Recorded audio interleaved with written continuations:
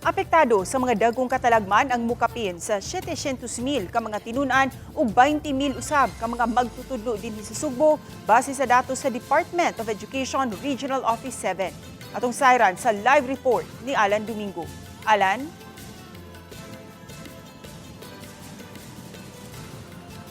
Sa spait ka kamatuoran nga hangtod karon, libuan ka mga tinunan, mga magtutudlo ang nagapadaan gihapon sa kaning pag-antos sa epekto sa duha ka mga dagkong katalagman nga aton na sinati, ang linog ug kadtong bagyong Tino.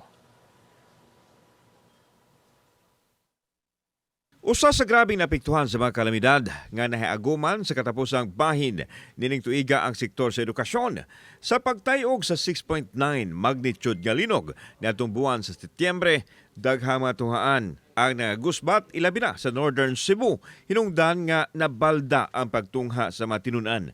Wa pa kini subling makabarog, sanglit, kuwang o walay structural engineers gikan sa DPWH nga nakatutok sa rehabilitation sa mga apektadong tunghaan. Samtang nasamutan pa ang problema sa pagkusukuso sa bagyong Tino din kasagaran sa mga dapit nga napektuhan sa norte nga bahin gihapon.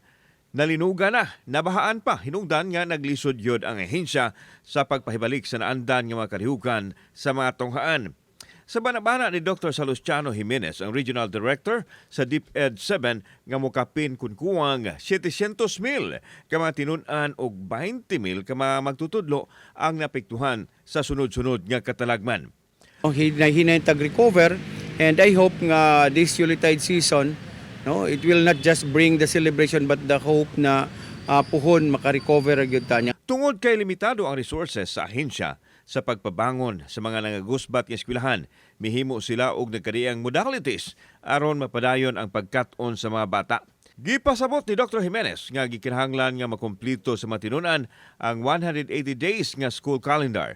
Posibleng malugwayan ang paghuman sa mga bata sa ilang tuig tingtungha aron makakumply sa nalatid nga school calendar. Till now, nagsige pag-assess gihapon, labi na sa katong sa Liloan, sa Talisay, nagsige pa tag-assess karon wala pa gyud nga human kay we also lack structural engineer. So mao sa na problema, we requested sa DPWH wa pod sila structural engineer. So dili pa makahatag ang DepEd og kantidad kung pila ang gibiling danyo sa duha ka mga dagkong katalagman nga nihaguman ilabi na sa Sugbo nga maoy nagrabihan.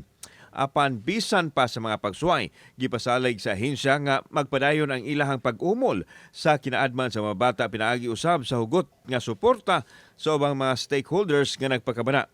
Samtang yatagan o gibagaton ni Dr. Jimenez ang pagsalmot sa mga bata sa kalihukan sa Pasko.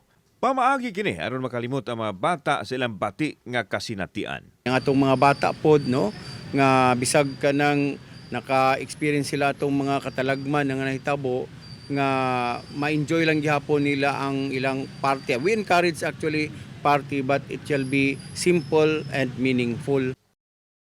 Sa taliwa pa man sa mga pagsuway nga aton nahiaguman karon, positibo ang Department of Education nga hingpit ra gihapon makabangon ang sektor sa edukasyon. Ses.